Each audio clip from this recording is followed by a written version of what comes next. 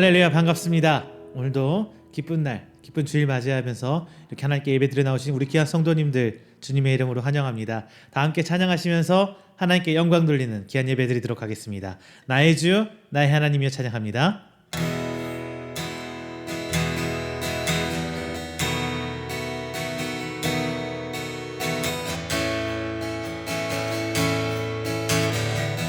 나의 주,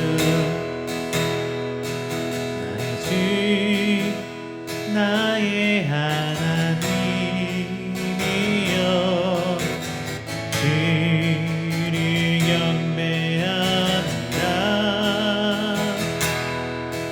주 사랑하는 나의 마음이 주께서 하시나이다.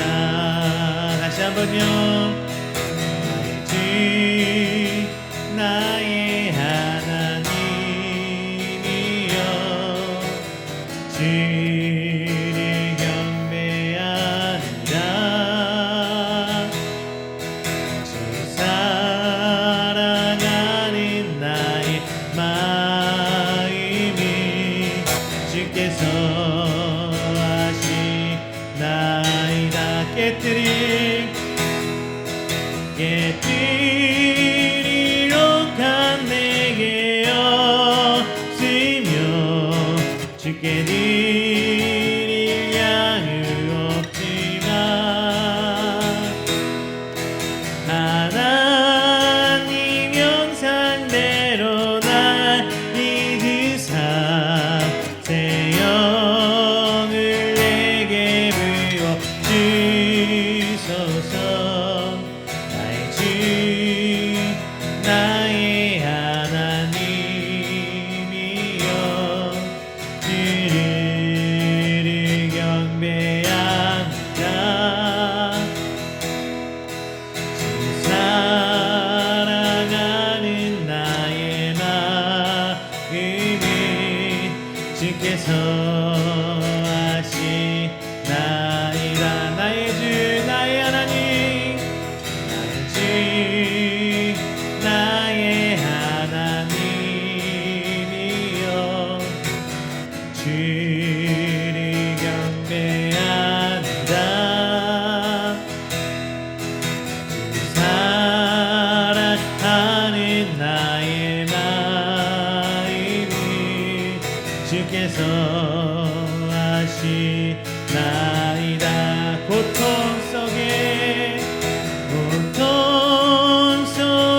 방황하는 내 마음 주께로 갈 수 없지만 더 향할 수 없는 그네로 주님의 길을 걷게 하소서. 나의 하나님이여 주를 경배한다. 주 사랑하는 나의 마음이 주께서 하시나이다. 주 사랑하는 나의 마음이 주께서 하시나이다. 주 사랑하는 나의 마음이 주께서 하시나이다.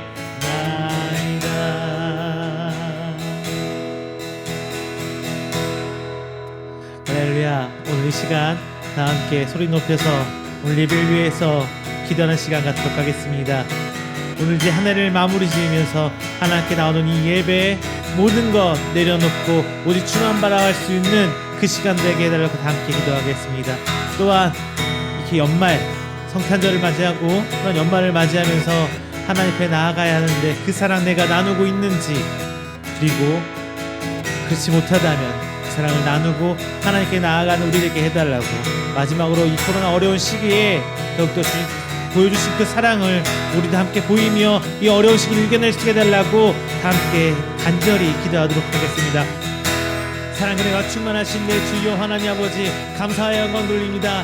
하나님 앞에 부름받은 우리 귀한 성도들, 오늘날 하나님께 예배하고자 나왔습니다. 주님 아버지 붙들어 주시옵소서. 주님 아버지 붙들어 주시옵소서. 내놓고 하나도 없는 성도들, 오직 주 하나님 그 은혜만 붙들고 나아갑니다. 오늘 시간 예배를 통해서 하나님께 나가는 성도들, 주님 붙들어 주시사 하나님 마음 붙들고 그 사랑 깨닫고 하나님을 깨닫고 나아갈 수 있도록 함께하는 귀한 시간 될 수 있도록 주님 아버지 인도하여 주시옵시고, 오직 주님 아버지 그 은혜만 붙들고 나아가는 저희들 될 수 있도록 주님 아버지 인도하여 주시옵소서. 이제 한 해를 마무리 짓습니다. 순간순간 저희들 제약 가운데 있었던 것들, 잊혀져갔던 것들 오직 주님 아버지 깨닫게 해주시옵시고, 하나님 주님 아버지 시간 모두 털어내고 2022년을 시작할 수 있도록 주님 아버지 붙들어 주시옵소서. 오직 하나님만이 그 모든 걸 하실 것을 깨닫고 주님 붙들고 나가겠사오니, 하나님 아버지 하나님과 따라 나갈 수 있게 시간 되게 수 있도록 주시옵소서. 그 사랑 깨달을 수 있도록 인도하여 주시옵소서. 오직 하나님 붙들고 나아갑니다. 이 어려운 시기 이겨낼 수 있도록 하나님 인도하여 주시사 아버지 내가 가진 능력보다 하나님께 부신 은혜를 붙들고 나가기도 하시옵시고, 나의 모습을 보러들지다 오직 하나님을 향한 저희 진정된 마음을 믿음을 가지고 나갈 수 있도록 주님 아버지 붙들어 주시옵소서. 아버지 간절한 저희 마음 가운데 오늘 시간 통하여 하늘을 마무리 짓도록 하여 주시옵시고, 주님 아버지 인도할 것을 오직 저희를 인도하여 주시옵소서.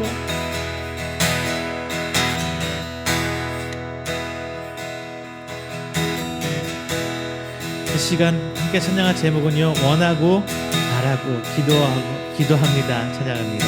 오직 이 시간 하나님께서 은혜를 주신 그걸 깨닫고 나의 힘으로 할 수 없다는 것을 고백하면서 오직 하나님께 기도하는 마음, 예수님께 붙드는 마음으로 나가기를 원합니다. 이 세상을 살아가는 동안에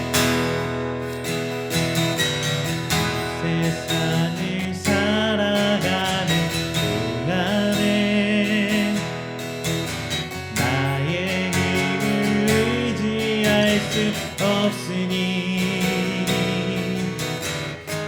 기도하고 낙심하지 말 것이 주께서 참 소망이 되심이라. 다시 한번요. 이 세상을 살아가는 동안에 나의 힘을 의지할 수 없으니 기도하고 낙심하지 말 것이 주께서 참 소망이 되심이라. 하나님의 꿈이 나의 비전이 되고 예수님의 성품이 나의 맹격이 되고 선명한 이 권능이 나의 능력 되기를 원하고 바라고 기도합니다. 다시 한번 이 세상을 살아가는 동안에 나의 힘을 의지할 수 없으니 기도하고 낙심하지 말 것이 주께서 참 소망이 되심이라.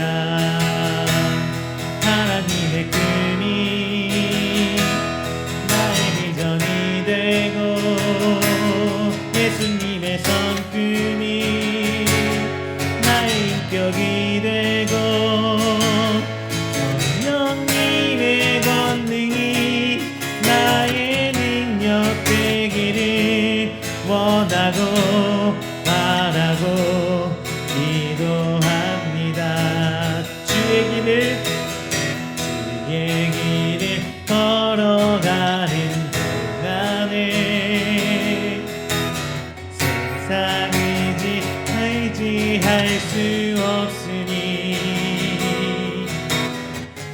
감사하고 낙심하지 말 것이 주께서 참 소망이 되심이라. 하나님의 꿈이 나의 비전이 되고 예수님의 성품이 나의 인격이 되고 성령님의 권능이 나의 능력 되기를 원하고 바라고 기도합니다. 하나님의 꿈이 나의 비전이 되고 예수님의 성품이 나의 인격이 되고 성령님의 권능이 나의 능력 되기를 원하고 바라고 기도합니다.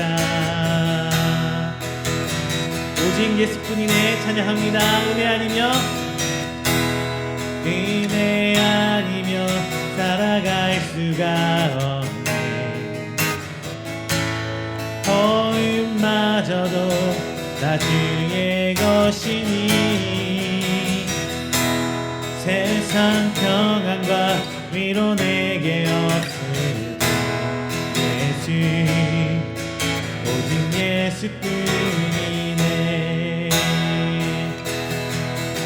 크신 계획 다 볼 수도 없고 작은 고난에 지쳐도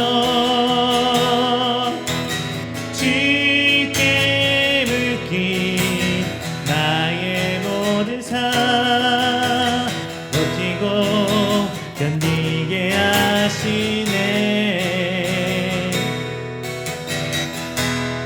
은혜 아니면 살아갈 수가 없네.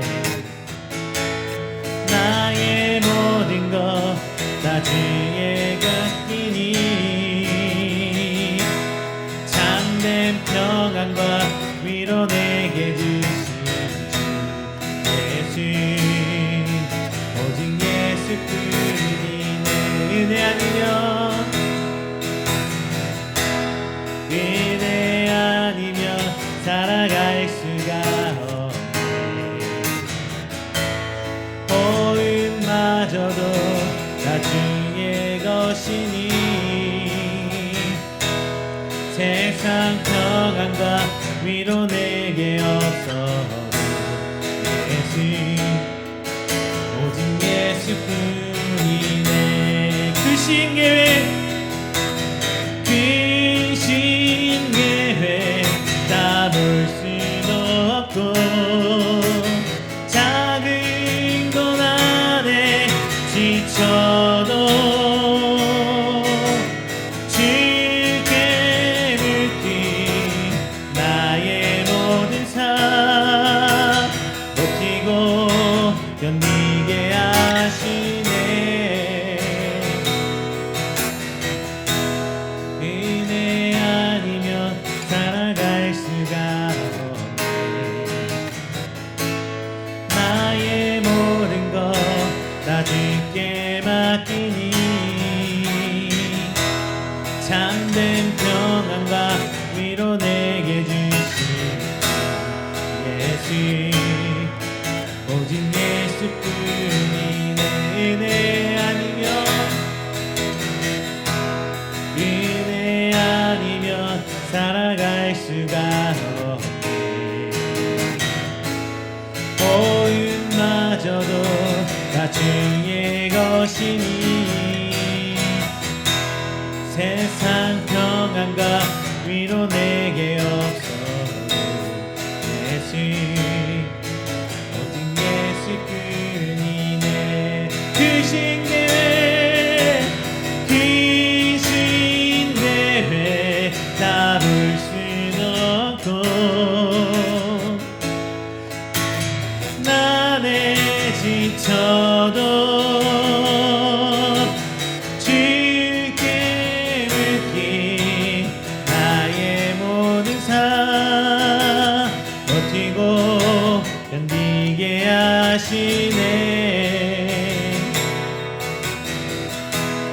은혜 아니면 살아갈 수가 없네.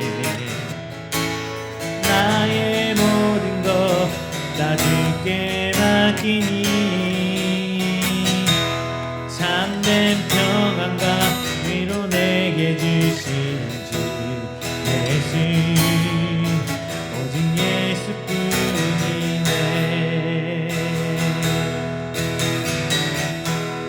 할렐루야. 참된 평안, 위로 모두 예수님께서 주신 줄로 믿습니다. 우리 오늘 예수님께 드리는 이 예배를 위해서 다 함께 조용하게 기도하는 시간 갖도록 하겠습니다. 다 함께 기도합니다.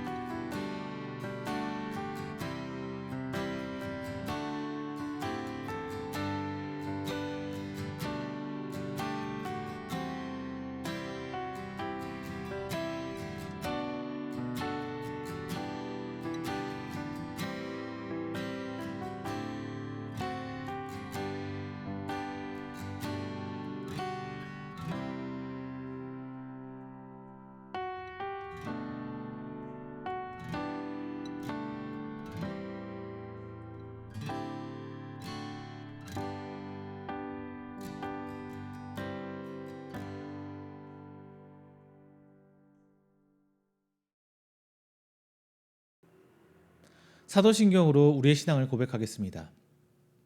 전능하사 천지를 만드신 하나님 아버지를 내가 믿사오며 그 외아들 우리 주 예수 그리스도를 믿사오니 이는 성령으로 잉태하사 동정녀 마리아에게 나시고 본디오 빌라도에게 고난을 받으사 십자가에 못 박혀 죽으시고 장사한 지 사흘 만에 죽은 자 가운데서 다시 살아나시며 하늘에 오르사 전능하신 하나님 우편에 앉아 계시다가 저리로서 산자와 죽은 자를 심판하러 오시리라. 성령을 믿사오며 거룩한 공회와 성도가 서로 교통하는 것과 죄를 사하여 주시는 것과 몸이 다시 사는 것과 영원히 사는 것을 믿사옵나이다. 아멘. 다 함께 교동문 69번 이사야 40장 2번 말씀 함께 교동하겠습니다. 교동문 69번입니다. 너희는 눈을 높이 들어 누가 이 모든 것을 창조하였나 보라.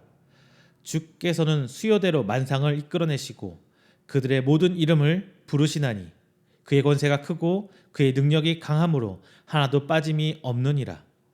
야곱아 어찌하여 내가 말하며 이스라엘아 내가 이르기를 내 길은 여호와께서 숨겨졌으며 내 송사는 내 하나님에게서 벗어난다 하느냐. 너는 알지 못하였느냐 듣지 못하였느냐.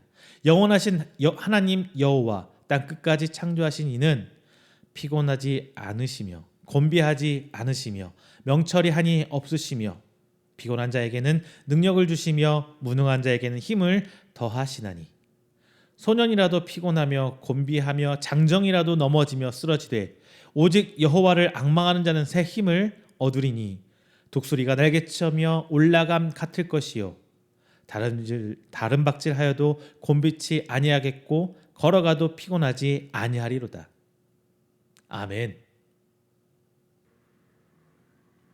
다 함께 찬송가 315장, 찬송가 315장 함께 찬양하겠습니다.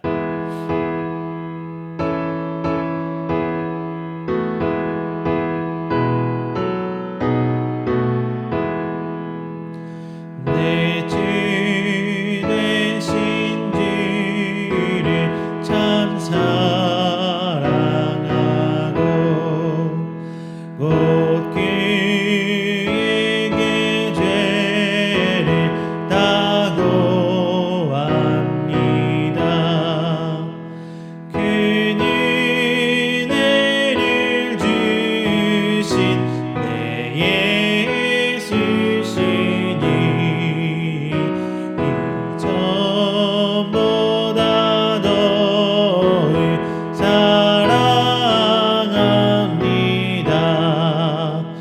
주 날 사랑하사 구하시려고 저 십자가 고난 당하셨도다.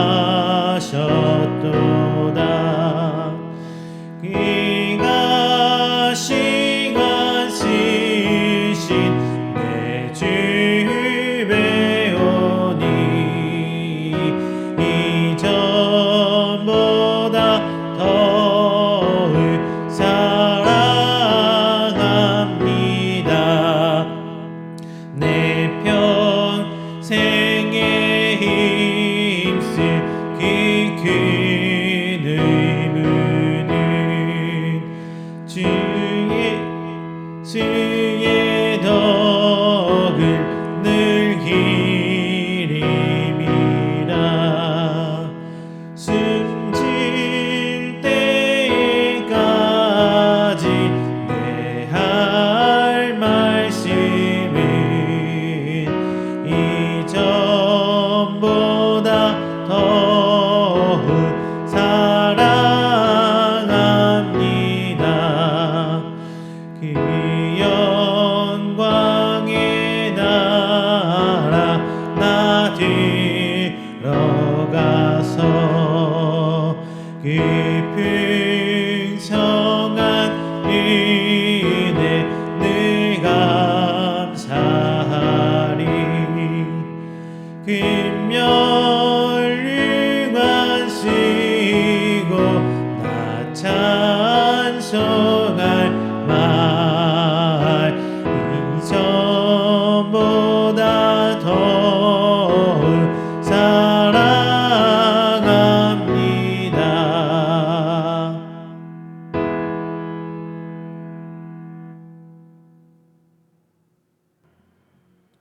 오늘 우리가 드리는 이 예배를 위해서 제가 대표해서 기도하도록 하겠습니다. 다 함께 기도합니다. 사랑이 많으신 우주 하나님 아버지, 감사합니다. 지난 한 주일간도 하나님 은혜 가운데 붙들어 주시고 오늘 새 한 주 시작하며 이제 나와 하나님을 예배합니다. 특별히 이 새 한 2021년을 마무리 짓는 마지막 주에 하나님 앞에 나아 주를 예배하오니 주님 기뻐 받아주시고, 특별히 올 한 해를 마무리 짓는 오늘 통하여서 하나님께 더욱더 다가가는 시간, 그리고 하나님 앞에 더욱더 내려놓는 시간이 될 수 있도록 저 오늘 시간의 예배를 붙들어 주시옵소서. 지난 한 주일간의 삶을 돌아봅니다. 아니, 지난 한 해의 삶을 돌아봅니다. 내 삶이 어찌 그리 하나님 앞에 죄의 뿐인지요. 이 마음으로 겸손하게 나를 낮춰주시고 오늘 하나님 앞에 더욱더 겸손하게 나아갈 때 주님 우리를 회복시켜 주시사 오직 하나님의 성도된 모습으로 내 행동으로 완성된 모습이 아니라 하나님의 은혜로 완성될 수 있는 귀한 예배가 될 수 있도록 주님 붙들어 주시옵소서. 오늘 말씀을 통해 이제 2021년 마무리 짓습니다. 하나님께서 주신 귀한 말씀으로 저희들이 변화되길 원합니다. 하나님 앞에 회복되길 원합니다. 저희들 하나님 앞에 말씀 앞에 겸손하게 하게 해주시사 아멘으로 하나님 앞에 나가게 해 주시옵시고, 단순히 귀로 듣고 끝나는 말씀이 아니라 내 심령에 새겨져 하나님의 귀한 말씀이 나를 통해 이 땅에 드러나고 열매 맺을 수 있는 말씀을 들 수 있도록 주님 인도하여 주시옵소서. 비록 코로나로 인해서 오늘 함께 모이지 못하고 각 처에서 예배드립니다.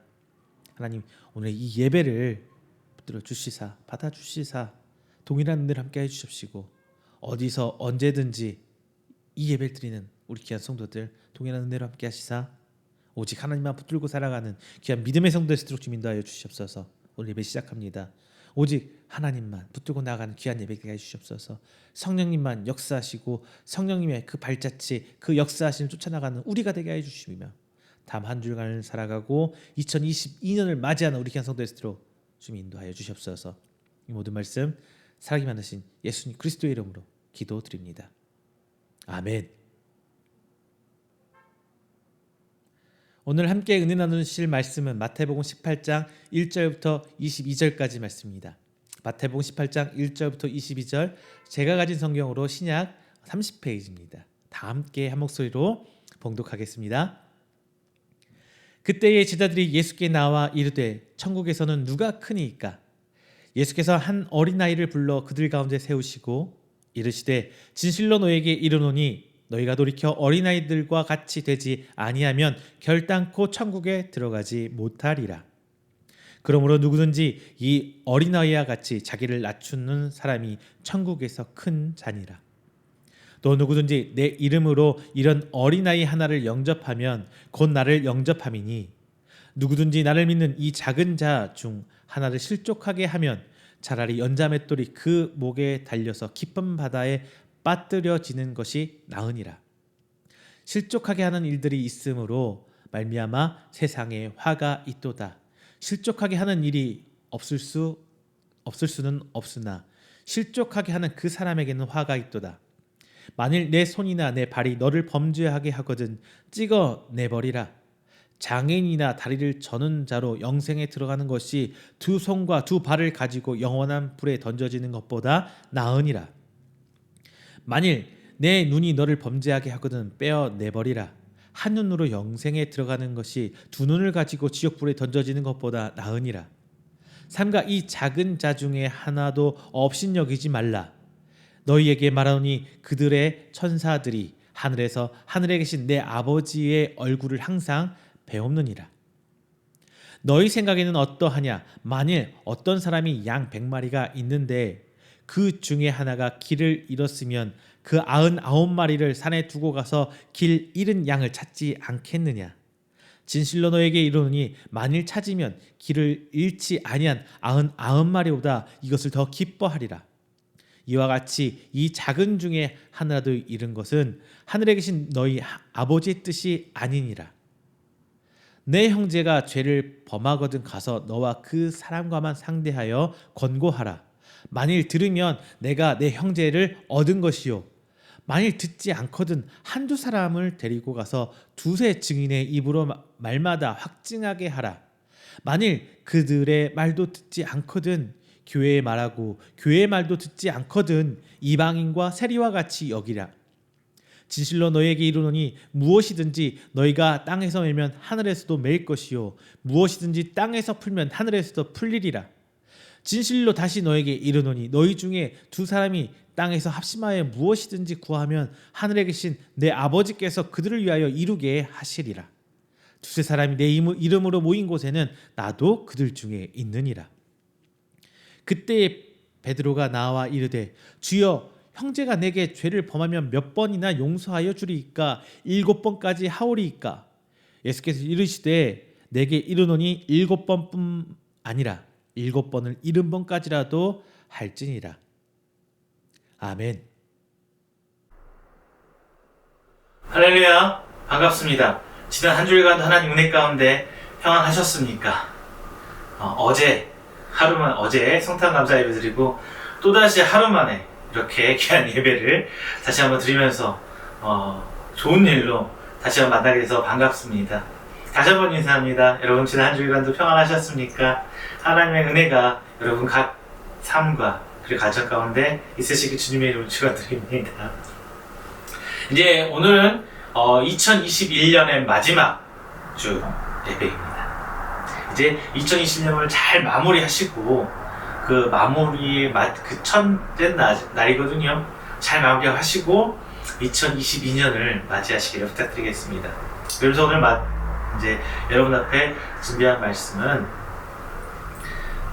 예수님의 어떤 그 공생의 가운데서 이제 하나님, 우리가 어떻게 2021년을 정리하고 맞아야 될지, 우리가 되찾아오는 자, 우리가 잃어버렸던 것도 다시 한번 회복하고 되찾아오기 위해서 어떻게 해야 되는지 나눠보는 시간 갖도록 하겠습니다.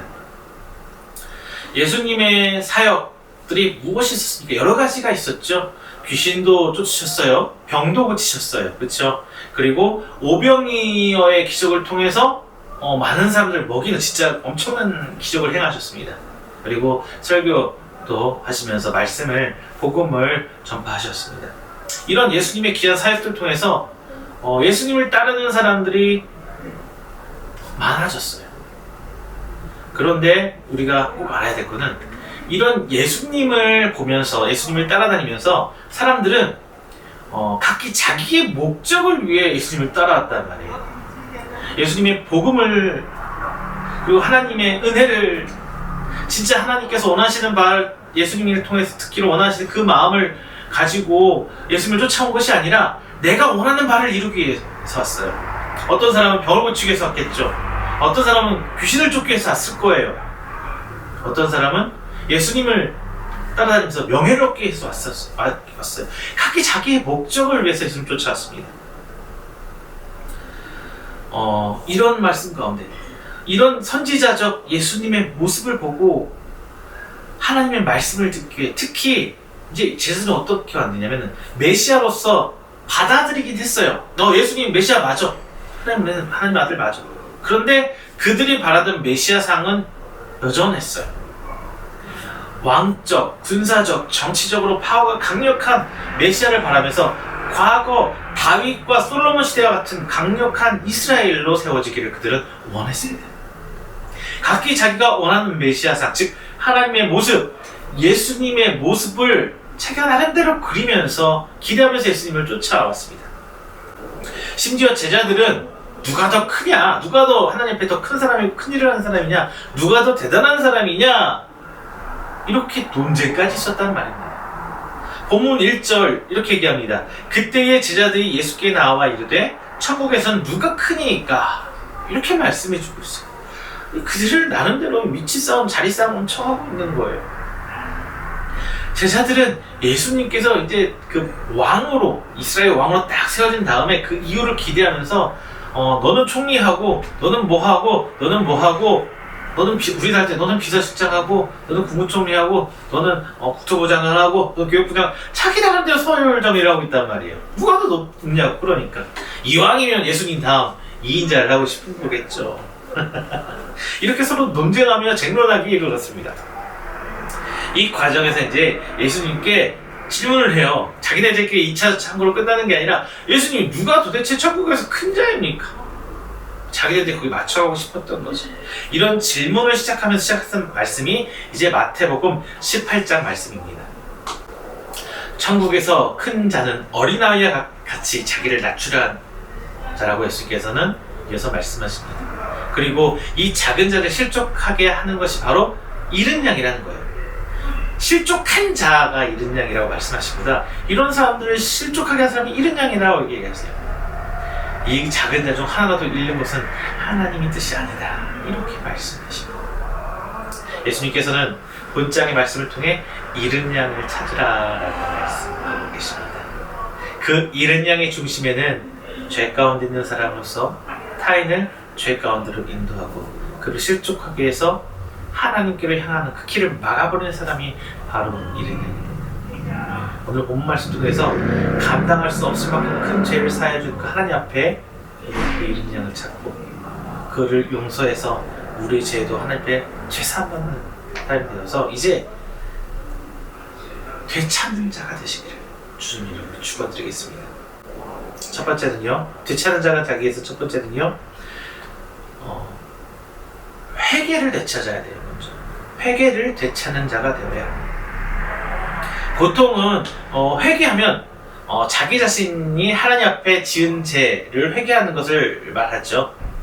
하지만 본문에서는 이런 일반적인 회개보다 일반적인 그런 회개, 죄에 대한 것을 말하기보다 성도 관계에 있어서 죄와 회개를 얘기하고 있습니다. 특히 6절부터 다른 사람을 실족하게 하는 죄에 대해서 예수님께서는 콕 집어서 얘기해주고 계세요. 그리고 12절부터 14절은 이 죄가 하나님 앞에 얼마나 큰 죄이고 또 그 사람이 하나님께 다시 돌아오는 게 하나님께서 얼마나 기뻐하시고 크게 생각하는 일인지를 직접 말씀해 주셨습니다. 우리는 보통 잃은 양이라고 하면 이 땅의 모든 사람, 하나님이 창조하신 창조물로서 모든 사람을 뜻하기도 합니다. 양이라고 하면 잃은 양이 아니라 양이라고 하면은 하나님께 창조하신 모든 것을 뜻해요.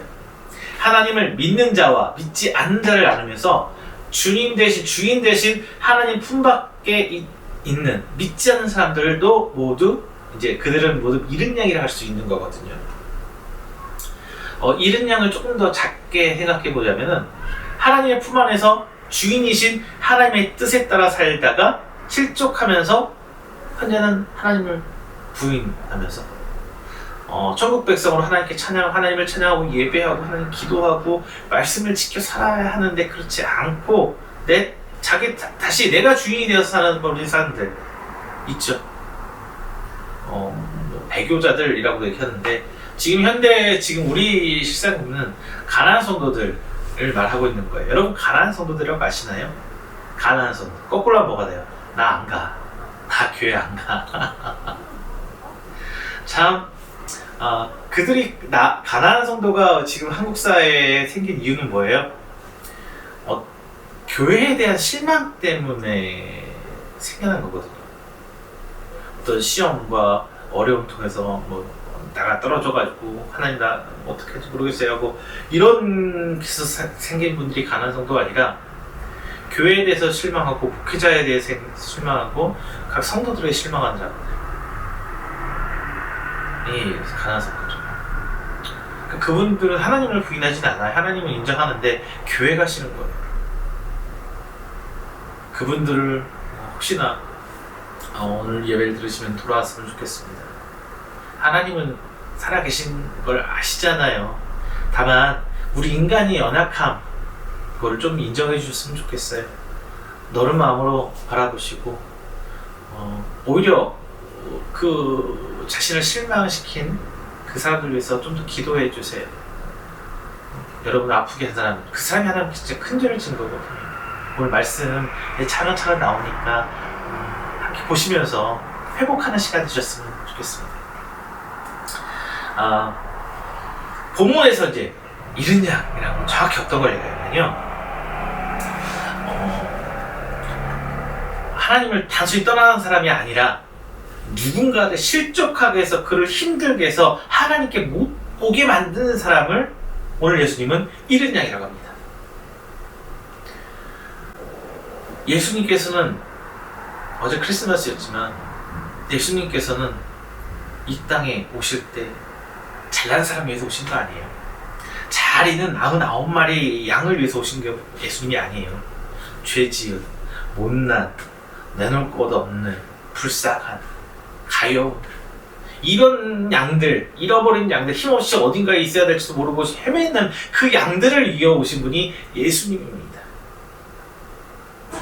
그리고 그 죄인이 바로 다른 사람들 실족하게 하는 사람이 바로 죄인이라는 거예요. 그리고 하나님 앞에 잃은 양이 될 수 있는 거예요. 내가 교회에 나와서 예배드리고 있는 내가 교회 예배드리고 있지 않은 저 사람들이 아니라 교회 나와서 예배드리고 찬양도 하고 기도도 죽어라 하고 작정기도 하고 실주도 하고 정말 잘하고 있는 내가 잃은 양이 될 수 있다는 거예요. 이스라엘 백성이 바로 하나님의 잃은 양이었습니다. 율법을 지키고 제사를 드리면서 마치 하나님이 선택받은 유일한 선민의식을 가지고 살고 있지만 정작 그들은 이웃을 정죄하고 돌 던져서 죽이고 이방인들 향해서 벌레 보듯 하면서 살아오고 있어요. 이 과정에서 얼마나 많은 사람들이 상처받았겠어요. 얼마나 많은 사람들이 오히려 하나님을 떠나서 성전을 떠나서 예루살렘을 떠나서 이스라엘을 떠나서 살고 있는지 우리는 생각해 봐야 되는 겁니다. 실족하다는 말의 의미 여러분 혹시 알고 계십니까? 새번역 성경에서 이렇게 번역하고 있습니다. 걸려 넘어지게 하는 일, 공동번역 우리말 성경은 죄짓게 하는 일 이렇게 번역하고 있어요. 즉 발을 잘못 뒤져서 혹은 행동을 잘못해서 다른 사람을 죄에 다른 사람이 아니라 죄에 빠지거나 멸망으로 이끄는 것을 실족하다라고 얘기를 해요. 그러면 실족시키는 거는 이제 내가 다른 사람을 그렇게 되게끔 만드는 거잖아요. 6절에 이렇게 말씀합니다. 누구든지 나를 믿는 이 작은 자 중 하나를 실족하게 하면 차라리 연자맷돌이 그 목에 달려서 깊은 바다에 빠뜨려지는 것이 나으니라 라고 예수님께서 말씀하세요. 정확하게 지적하는 거예요. 작은 자를 실족하게 하는 것이 바로 범죄다, 죄다라고 명시하고 있는 것입니다. 그리고 이 죄를 가지고 천국에 갈 수 없다는 것을 분명하게 가르쳐요. 실족하게 하는 죄는 결국 8절에 나와 있는 대로 영원한 불에 빠질 죄라고 정리해 버리신 거예요. 또한 이 죄를 가지고 구원받지 못한다는 것을 명시하시면서 오히려 이 죄를 잘라내고 천국에 가야 한다고 말씀하십니다. 이것은 회개를 통해 과거의 죄를 버리고 다시 같은 죄를 반복하지 않겠다는 그 다짐을 말하는 거예요. 그런데 우리는 누군가를 실족하게 하는 죄를 짓지 않고 살 수는 없죠. 나도 모르게 하는 거예요. 내가 누군가의 마음 아프고 실망시키고 그 모습을 통해서 누군가는 오히려 하나님께 나가서 엎드려 기도하기보다는 하나님 떠나버리게 되고 뭐 이런 것들. 7절에 이렇게 말씀하고 있습니다. 실족하게 하는 일들이 있음으로 말미암아 세상에는 화가 있도다. 실족하게 하는 일이 없을 수는 없으나 실족하게 하는 그 사람에게는 화가 있도다. 예수님께서 알고 계신 거예요. 우리 인간은 진짜 죄를 지을 수밖에 없는 존재라는 거.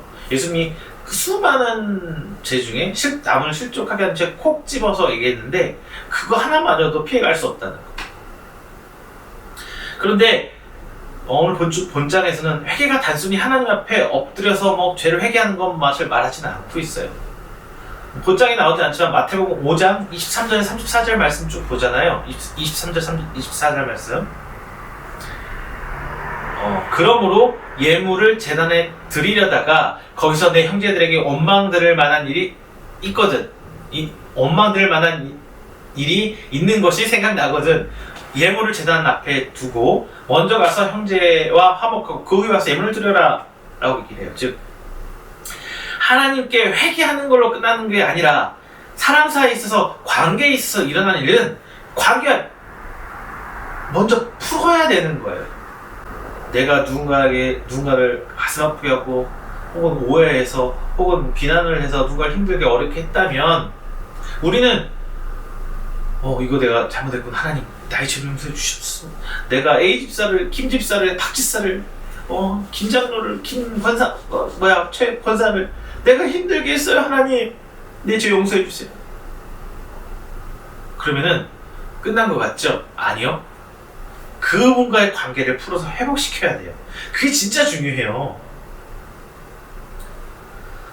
우리는 가끔 기독교인들은 이런 말을 듣게 돼요. 회개하면 다냐? 그런 말 들으신 적 혹시 있으신가요? 우리 많이들 나오잖아요. 목사가 죄를 짓고 사회적인 지탄받을 죄를 짓고 나는 회개했습니다. 그래서 이렇게 하고 있습니다. 그럼 항상 댓글에 보면 이게 나오죠. 회개하면 다냐? 왜냐하면요, 우리는 그냥 그 인간관계, 인간 사이에 있어야 될 회복을 등한시해버리고 오직 하나님과의 관계만 얘기를 하기 때문에 그래요. 그럼 하나님께서 그 관계를 풀어줄 것 같죠? 아니에요. 예수님은 분명히 말합니다. 이 땅에서 풀어야 하늘에서 풀린다고 예수님께서 분명히 말씀하세요. 우리의 관계를 무시하지 하나님께만 매달리는 것은 비정상적인 신앙생활입니다. 여러분 회개하세요. 그런데 더 중요한 것은 그 이전에 하나님께 회개하기 이전에 관계를 회복하고 그 누군가 사람과의 관계를 회복하고 하나님께 나아가십시오. 그때 하나님께서 정말 기뻐하십니다. 자, 두 번째입니다. 앞서 첫 번째는 회개를 되찾게해달라고 말씀드렸죠. 두 번째는 듣는 귀를 우리는 회복해야 돼요. 듣는 귀. 본절에서 말하고 싶은 되찾는 자가 되려면 되찾는 자이기 위해서는 듣는 귀를 회복해야 돼요. 듣는 귀를 되찾아야 돼요. 15절에 이렇게 얘기합니다. 내 형제가 죄를 범하거든. 자, 여기서 죄는 율법적 도덕적인 죄, 하나님을 대적하는 죄에 대해서 얘기하고 있는 것이 아니라 오늘 한글 성경에는 명확히 나와 있지 않지만 영어 성경, 헬라어 성경 거기다 다 주어가 명확히 있어요. 나라고 표현하면서 나로 한정되어 있는 것을 명확히 표현해주고 있어요. 범죄 대상이 나로 한정시킵니다. 하나님께 대한 진짜 내가 사람과의 관계에서 하는 거로. 여기서 권고하다라는 뜻은 어떤 일을 하도록 부추기다, 어찌하라고 타일러 얘기하다 뭐 이런 얘기거든요. 제가 한국말은 정확히 그게 권고하다, 권면하다 이런 게 잘 안 돼서 영어 성경 한번 찾아봤어요. 뭐 NIV하고 킹제임스 성경 한번 찾아봤는데요. 주 성경은 어떻게 이해하고 있냐면요, 다른 사람과의 일이 아니라 단지 너와 나 둘 사이에 있었던 일들을 얘기하고 딱 한정을 지어주고 있어요. 즉 내가 교회에서 뭔가 잘못해서 예배를 안 드린 죄, 뭐 11조를 안 한 죄, 주의를 어긴 죄, 뭐 여러 가지 있겠죠. 그리고 교회 규정을 안 지켰던 것들, 뭐 여러 가지 이런 것들. 이거는 하나님과 나 사이에 있는 죄죠. 그리고 규칙을 안 지켰던 나와 우리의 관계에 있었던 일이죠. 근데 본적에서는 이런 것들이 아니라 너와 나 둘 사이의 관계적인 일을 딱 집어서 얘기하고 있는 거예요. 둘 사이에 있는 죄. 즉, 너와 나 둘 사이에 있었던 일에 대해 상대방이 잘못한 것을 말하라고 예수님께서는 권고라는 단어를 쓰셨어요. 즉, 나를 실족하게 한 사람이 그것이 죄라는 것을 알려주라는 거예요. 그리고 그 죄를 깨닫고 회개할 수 있도록 권면하라는 게 예수님 가르치거든요. 그리고 성경에 볼 때 바로 이것을 말하거든요. 몇 번을 하라고, 3번을 하라고 말씀하세요. 먼저 내가 혼자 찾아가는 거야, 둘이.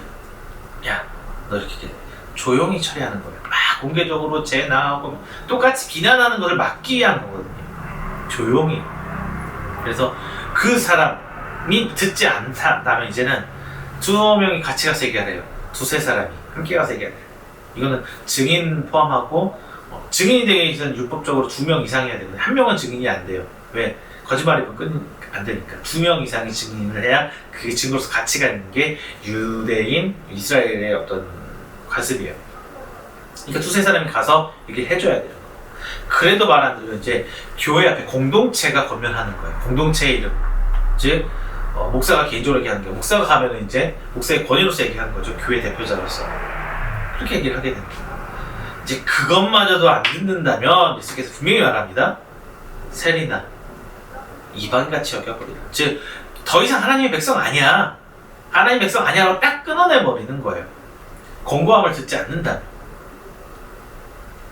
이것은 인간과 인간 사이의 죄, 즉 작은 자들에게 실족하게 하는 죄에 대한 정죄나 지탄하라는 것이 아니라, 우리 뒤에 이어서 나오거든요. 끊임없이 용서하고 그를 품기 위해서 기도해야 하는 거예요. 19절 이렇게 나와 있어요. 그런데 예수님께서 말씀하셨던 것, 그리고 가르쳐 주셨던 권고 개념이 지금 오늘부터가 대한민국 교회에서 사라져버렸어요. 잃어버렸어요. 둘 사이에 안 좋은 일이 생기면 여러분 보통 어떤 얘기 듣습니까? 막 얼굴 답답해 죽겠는데 옆에서 그러죠. 어이 김집사 참아. 어이 최권사 참아. 어이 이장로 좀 참아. 보통 이 얘기 듣죠. 다 참으래요 그냥. 이게 위로라시고 하는 거예요 그분들은. 좀 답답해요. 물론 참으리자 3번이면 살인도 면한다 이런 우리 속담이 있죠. 한국 문화적 배경이 더 강하게 지금 차지하고 있는 것 같아요. 교회는 하나님 나라입니다. 좋은 게 좋은 것이라고 이런 무른 사고방식으로는 교회라는 하나님 나라가 유지될 수 없어요. 그래서 교회는 성경이 있고 성경의 가르침이 있고 하나님 말씀과 율법대로 교회는 세워져 가야 되는 거거든요. 이 권고가 교회에 있어야 돼요. 그래야 바로 세워지죠. 잘못한 게 고쳐지고 수정되어지고 개혁되어지고. 그게 지금 우리 개혁교회잖아요. 그런데 이 권고로만 하면은 교회 싸움밖에 안 나요. 우리 교회 안에서 싸움, 교회 싸움 말고 뭐가 더 나겠어요? 교회 다 싸움 나서 뿔뿔 흩어지고. 권고보다 더 중요한 게 있어요. 뭐냐? 듣는 귀예요. 듣는 귀. 예수님께서 말씀하시기를 이 권고를 듣는 사람이 있다면 그는 형제라고 들 것이라고 말씀하세요. 즉 서로 권고하고 들을 수 있는, 신뢰할 수 있는 믿음의 공동체가 있어야 된다는 거예요. 그리고 듣는 귀가 없다면 이방인이나 세리같이 여겨버린다는 이 엄청난 형벌을 예수께서 이야기하셨단 말입니다. 우리는 과연 이 듣는 귀를 가지고 있는지 생각해 봐야 돼요. 이것은 단순히 예수님의 가르침, 성경에 나와 있는 가르침을 말하는 것이 아니라 일반적으로 광범위하게 우리의 모든 인간생활, 인간관계에 있어서 중요한 덕목으로 인정받는 분이잖아요. 그리고 리더십의 가장 중요한 덕목이기도 합니다. 그런데 이 듣는 귀를 말이죠, 오늘날 우리 교회는 잃어버렸어요. 목사도 이 귀를 잃어버렸고요, 성도도 듣는 귀를 잃어버렸고요. 이 디테일한 사례는 제가 자세히 오늘 자리에 말하지는 않겠습니다. 여러분, 제가 말씀 안 드려 잘 알고 계실 거예요. 이제 듣는 귀가 필요하다는 걸 알고 계시죠? 그리고 이제 단순히 듣는 귀를 넘어서서 깨닫고 나부터 회개하고 돌이켜야 되는 거예요. 듣는 게 없다고 깨달았다면 나부터 말을 들어야죠. 나부터 들어야 돼요. 내가 누군가를 힘들게 할 수도 있고 누군가를 상처를 줄 수도 있고 나도 잘못할 수 있다는 이런 마음가짐을 잃어버리면 안 돼요. 난 항상 잘했어. 난 잘못 하나도 없어. 이거 얼마나 큰 규모 아닙니까? 그리고 상대방이 나에게 이런 권면을 해준다면은 고깝게 듣기보다는 오히려 감사하게 받아들여야 돼요. 오히려 내가 연장맷돌 지지 않게 해주면 감사해야죠. 그리고 이 소리 들었다면 용서를 구하고 미안해. 내가 어쩔 수 없는 미안해. 진심 어린 용서. 말로 해. 알았어 미안해. 이런 게 아니라 그게 진심 어린, 그걸 하나님께 구해야 되는 거예요. 누군가는 예전에 이렇게 말했습니다. 이것이 나라냐, 이게 나라냐. 저는 이렇게 한국교회를 보면서 말씀드리고 싶어요. 이것이 교회냐. 물론 뭐 자조 섞인 말이긴 합니다만 지금 한국교회 모습은 너무나 개인의 이익을 위한 집단으로 변해버렸어요. 하나님 말씀보다, 본질적인 하나님 향한 경애와 사랑보다, 이웃을 받아들이고 포옹하는 그 사랑감보다 그냥 내가 하나님께 원하는 걸 받기 위한 그 모임의 장소로 변질되어 버렸어요. 그리고 이것을 막 간절히 붙들고 기대 나가는 게 믿음이라고 착각하는 아주 이기적인 집단이 되어버렸어요. 교회가 말이죠. 겸손하게 듣는 귀가 사라지고 서로 존중하며 아껴주는 사람도 사라지고 오직 나만 옳다는, 내 자신의 주장만이 우뚝 세워지기를 바라는 그런 교회가 되어버렸습니다. 2021년은 이제 마무리 짓는 마지막 주입니다. 근데 제가 여러분께 너무나 많은 것을 얘기해 드리고 있는 것 같아요. 근데 많은 거 기대하지 않아요. 여러분도 다 못하잖아요. 저도 알아요. 하나님도 아세요. 이것만 기억하세요. 듣는 귀만, 남이 나한테 하는 얘기들 좀 들어보자. 특히나 내가 잘못하는 것을 얘기해 줄 수 있는, 우리가 학교에서 배웠잖아요. 누군가 나한테 지적해 줄 수 있는 사람이 있는 것도 감사해야 돼요. 그거 정말 감사해요. 여러분 꼭 기억하시길 바랍니다. 마지막 세 번째입니다. 용서하는 자, 용서를 되찾는 자가 되어야 돼요. 용서를 되찾는 자, 18절에 나옵니다. 예수님께서 이처럼 나를 실족하게 하는 사람에 대해 끝없이 용서할 것을 말씀해 주고 계세요. 우리는 하나님으로부터 이미 우리가 밑도 끝도 없이 지은 죄들, 그 죄로부터 사함을 이미 받았거든요. 그런데 우리가 이 땅에서 다른 사람을 용서하지 못한다면 하나님께서도 우리 용서하지 않으실 거라는, 오늘 굳이 오늘 본 말씀 아니더라도 다른 예수님의 비유 말씀도 있잖아요. 예수님께서 용서하라고 하시니까 이제 베드로가 예수님께 물어봅니다. 얼마나 용서해야 되는데요? 몇 번이나 도대체 용서해야 내가 용서를 하는 겁니까? 예수님께서 이렇게 대답하십니다. 7번뿐만 아니라 70번까지라도 할지니라. 즉 끝없는 용서를 말씀하세요. 산술적으로 하면 77에 49, 490번을 용서하래요. 여러분, 한 사람을 490번 용서할 수 있어요. 한 사람을. 남편도 490번 용서 못할걸요. 죽을 때까지. 아니, 잘 죽으라고 뺄거예요. 진짜 내 감정적으로 저 사람에 대해서 그 의견 대립 말고요. 의견 대립이 아니라 저 사람이 나한테 정말 잘못한 죄. 490번 남편 용서 안 돼요. 인간의 마음으로는 이런 용서를 할 수 없습니다. 따라서 예수님은 용서하기 위해서 기도와 합심 기도를 이어서 얘기해 주고 계세요. 이 합심 기도가 용서하기 위해서 누군가가 나의 지은 죄를 용서하기 위해서 혼자 기도 얼마나 힘든지 알기 때문에 같이 서로 신뢰하면서 기도할 수 있는 사람들. 이게 얼마나 공동체나 교회 공동체라는 안에서 소중한 건지, 내가 원하는 바를 위해서 같이 으쌰으쌰 기도하는 것뿐만 아니라 그것보다 더 중요한 거는 내가 누굴 용서하기 위해서 같이 기도하는 것을 얘기합니다. 19절에서 20절 이렇게 얘기합니다. 진실로 다시 너에게 이르노니 너희 중에 두 사람이 이 땅에서 합심하여 무엇이든지 구하면 하늘에 계신 내 아버지께서 그들을 위하여 이루게 하시리라. 두세 사람으로 내 이름으로 모인 곳엔 나도 그들 중에 있느니라. 이 말씀만 딱 떼가지고 옛날에는 그냥 여러분 합심 기도가 얼마나 중요한지 막 그거만 강조했어요. 그냥 합심해서 기도하면 하나님께 다 들어주죠. 우리 두세 사람이 모여서 기도하면 그건 예수님 계십니다. 무엇을 하는 것을 목적을 얘기 안 했어요. 무엇을 기도해야 되는지 얘기 안 해줬어요. 그냥 합심 기도하면 다 된대. 그러니까 사람들이 오해하기 시작한 거예요. 제가 이 말씀을 다시 한번 말씀드립니다. 이 말씀은 우리가 여태까지 알아왔던 것처럼 무엇에든지 여기에 중심을 두지 않아요. 19절 합심하여 무엇이든지 구하면에서 이 무엇이든지에 중점을 두지가 않아요. 합심에 예수님을 중심을 줬어요. 같이 모인다는 거. 자, 문맥적으로 제가 연결해서 본다면 이렇게 말씀드릴 수 있는 거예요.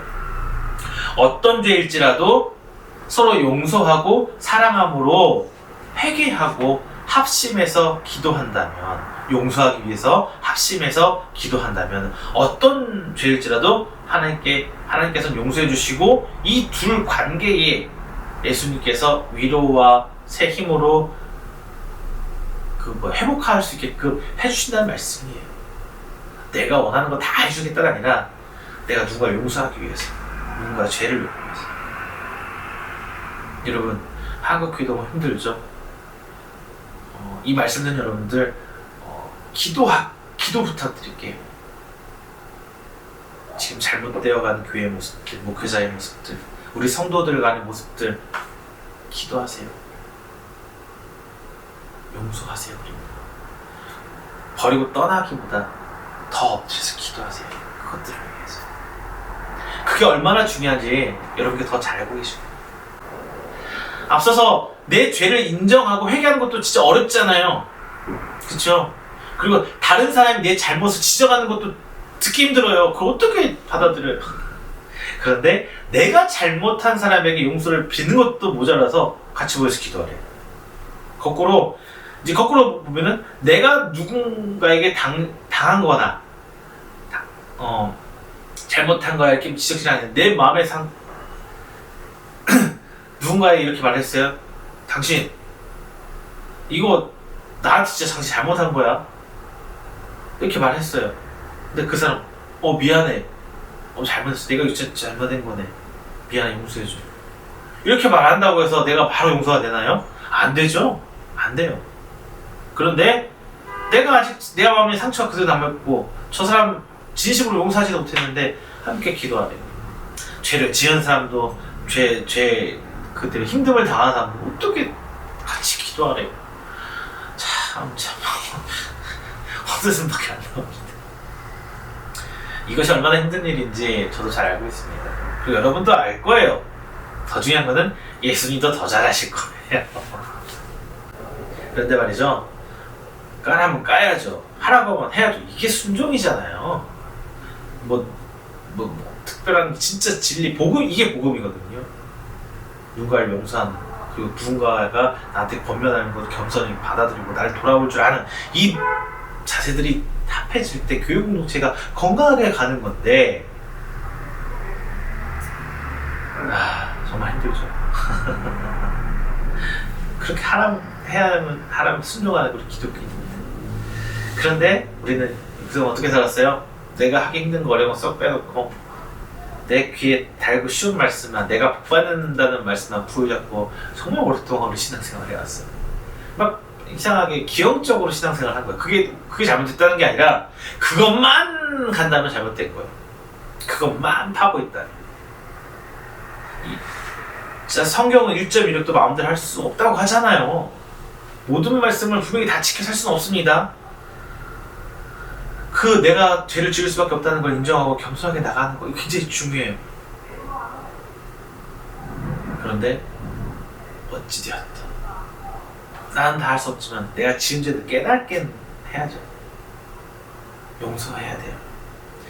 죄 지은 사람이 회개하고 용서를 구하는 것도 정말 중요하지만 더 중요한 거는 용서하는 사람의 마음이에요. 용서해야 하는 사람이에요. 용서라는 게 말이 쉽지 정말 쉽지 않죠. 오히려 평생 미워하며 사는 것이 더 쉬울 수 있어요.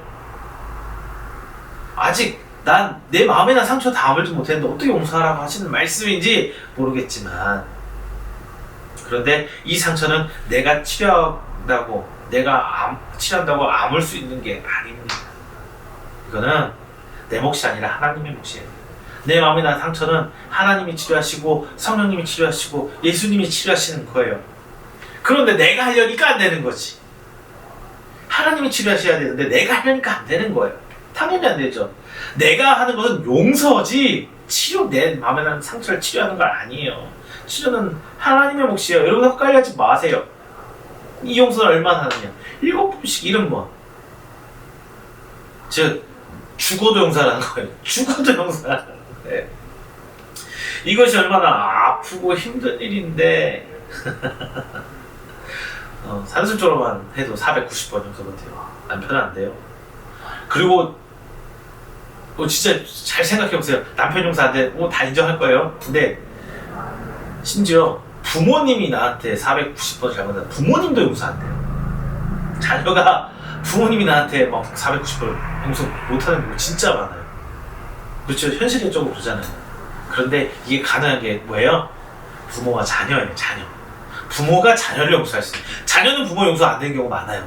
근데 부모는 자녀를 용서합니다. 이게 하나님의 우리를 향한 그 마음이 아닐까 싶습니다. 그런데 이 용서를 예수님께 하라 하십니다. 안 돼요. 가능할까요? 불가능해요. 내 힘으로 안 될 때가 진짜 많아요. 그러니까 예수님께서 둘 셋이 모여 삽심해서 기도하는 거예요. 둘 셋이 모여. 내가 하려고 하지 마세요. 이루는 것은 하나님이십니다. 나는 그 도둑구가 되어서 말씀대로 용서하려고 노력하는 거예요. 기도하는 거예요. 그 마음을 주시는 분은 오직 하나님이십니다. 하나님께 구하세요. 자, 말씀 맺겠습니다. 예수님께서는 이 땅에 낮은 곳에 오셔서 작은 자, 어려운 자, 힘든 자, 죄 지은 자를 위해 천국을 가르치시고 선포하셨습니다. 그리고 본장을 통해 작은 자를 영접하게 하는 것은 예수님을 영접하는 것이고, 이를 실족하게 하는 것이 죄며, 이 죄를 가지고는 천국에 갈 수 없다고 분명히 말씀해 주셨습니다. 본장에서 예수님께서 타인을 실족하게 하는 사람이 바로 잃은 양이라고 말씀하셔요. 그리고 이 잃은 양을 찾기 위해서 첫 번째, 권고할 것을 명령하십니다.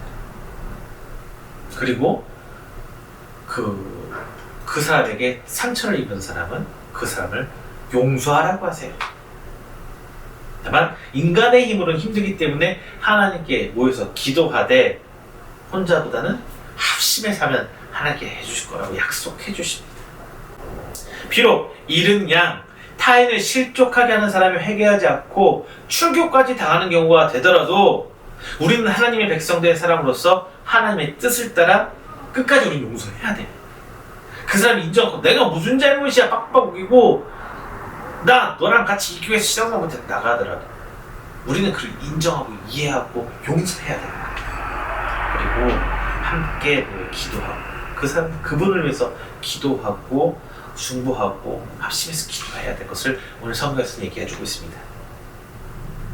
예수님께서는 천국에서 큰 자가 누구인가로 시작해서 작은 자에 대한 하나님의 사랑 그리고 죄에 대한 용서로 본 설교를 마음으로 짓고 계십니다. 우리는 이 땅에서 서로 높은 곳을 향해서 무한 경쟁을 하면서 서로 질투하고 시기하고 미워하고 다른 사람 발박하며 살고 있어요. 그런데 예수께서는 분명히 말씀하고 계세요. 천국에서 큰 자는 어린아이와 같이 자기를 낮추는 사람이 천국에서 큰 자라고 말씀하십니다.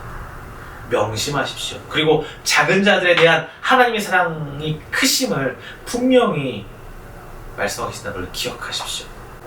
신앙 공동체, 우리 교회 안에서 우리는 서로 사랑하며 아끼되 약자일수록 더 예수님을 영접한 것 같이 살아야 될 것입니다.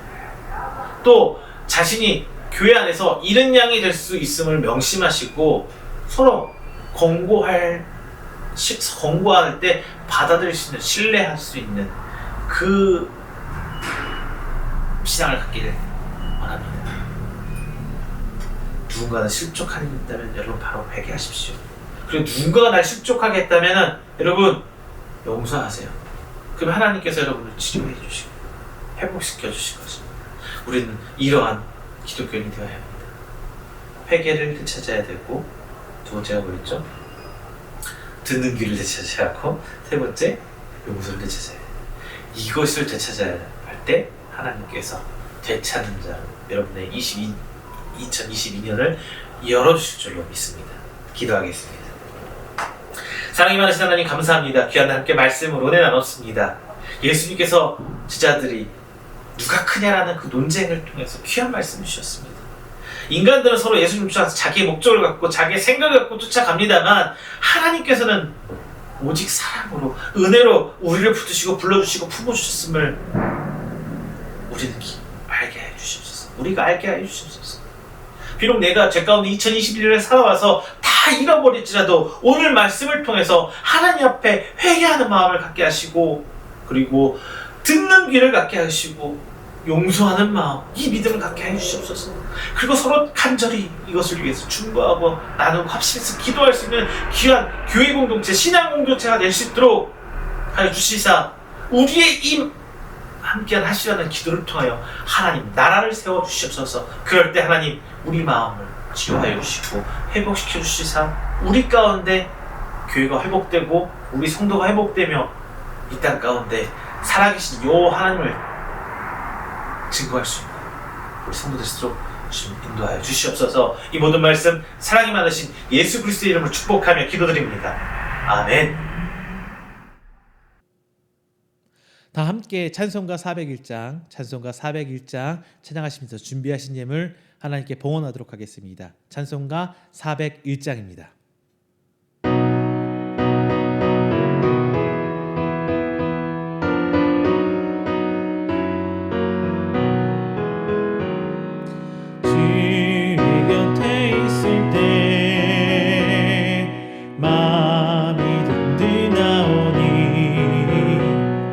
주여 내가 살 동안 인도하여 주소서. 주여 주여 나를 인도하소서. 빠른 세상 살 동안 주여 인도하소서. 피난처인 예수여 세상 물결 험할 때 크신 은혜 베푸사 나를 숨겨주소서. 주여 주여 나를 인도하소서. 빠른 세상 살 동안 주여 인도하소서. 세상 흙파진 하늘 영화로운 나라와 눈물 없는 곳으로 들어가게 하소서. 주여 주여 나를 인도하소서. 빠른 세상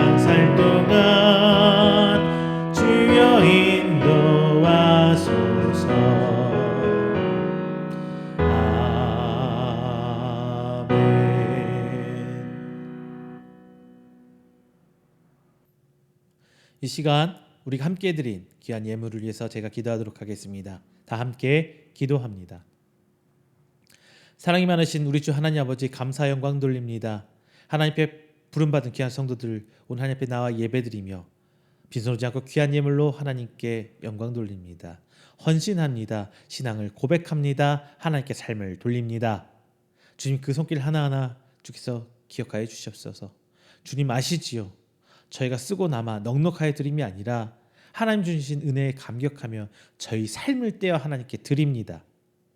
주님, 이 예물을 통하여 역사하여 주시옵소서. 주님, 이 예물을 통하여 저희들의 신앙 고백을 받아 주시옵소서. 저희 삶을 받아 주시옵소서. 오직 하나님께 나아간 우리 귀한 성도들 시간 하나님 앞에 11조로 주일 예물로, 감사의 예물로, 선교의 예물로 하나님께 드립니다. 하나님, 그 손길 하나하나 기억하시사 저들의 믿음으로 드린 11조와 하나님에 대한 믿음으로 드린 감사의 예물, 그리고 하나님의 귀한 사역에 쓰이기를 원하는 저들의 선교의 예물, 그리고 지난 한 주간도 오는 한 주간도 하나님 하실 일에 대한 그 동행하심에 대한 감사와 기대로 오늘 예물 드립니다. 하나님, 저들의 삶을 받아주시고 오늘 한 주간 삶도 하나님께 더욱더 풍성하게 은혜로 열어주시사 하나님이 살아 역사하시고 나와 함께 하시고 나와 동행하시는 그 모습을 바라보는 우리 귀한 성도될 수 있도록 주님 붙들어 주시옵소서. 귀한 곳 쓰이기를 원합니다. 30배 쓰이는 곳곳에 하나님 나라가 확장되며 30배, 60배, 100배의 결실로 하나님의 귀한 것들이 드러나게 역사하여 주시옵소서. 오직 하나님만 바라며 나가는 우리 귀한 성도들 예물을 통하여 주님 함께 하실 줄 믿습니다.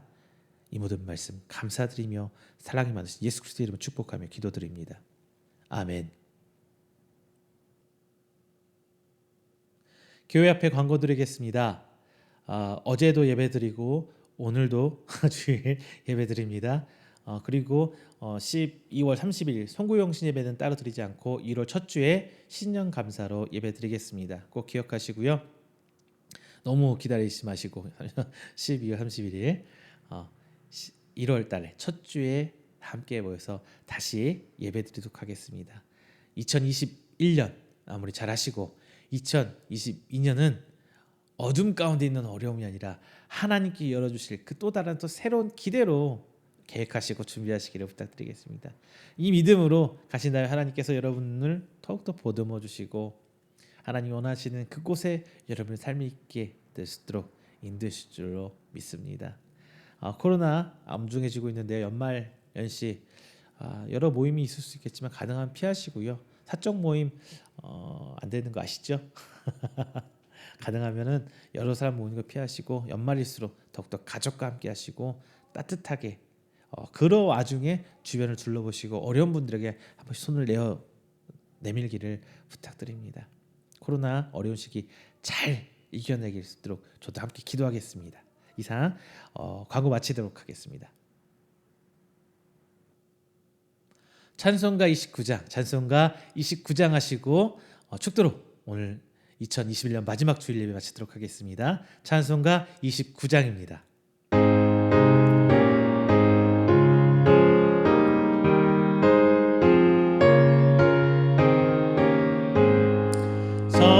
성도여 다 함께 할렐루야 아멘. 주 찬양하여라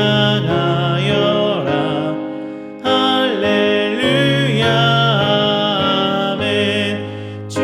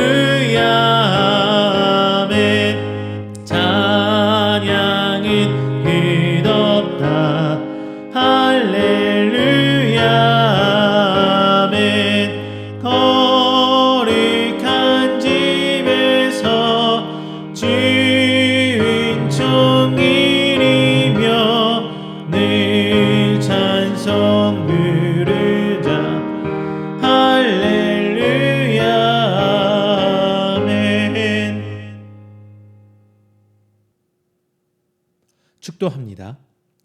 여호와는 내게 복을 주시고 너를 지키시기를 원하며 여호와는 그의 얼굴을 내게 비추사 은혜 베푸시기를 원하며 여호와는 그 얼굴을 내게로 향하여 드사 평강 주시기를 원하노라. 이제는 우리 주 예수 그리스도의 은혜와 하나님의 사랑하심과 성령님의 교통 교제하심이 오늘 이 자리에 나와 하나님께 예배드림으로 2021년을 마무리하며 귀한 선포된 말씀으로 하여금 저들이 하나님께 회개를 되찾고 하나님 앞에 듣는 귀를 되찾고 용서를 되찾는 자로서 하나님께 회복되며 돌아가는 귀한 성도 되기를 원하는 우리 성도들의 머리 위에와 그의 가정과 그의 직장과 사업장 그리고 그가 계획하는 모든 행사 위에 영원토록 함께 있을지어다. 아멘.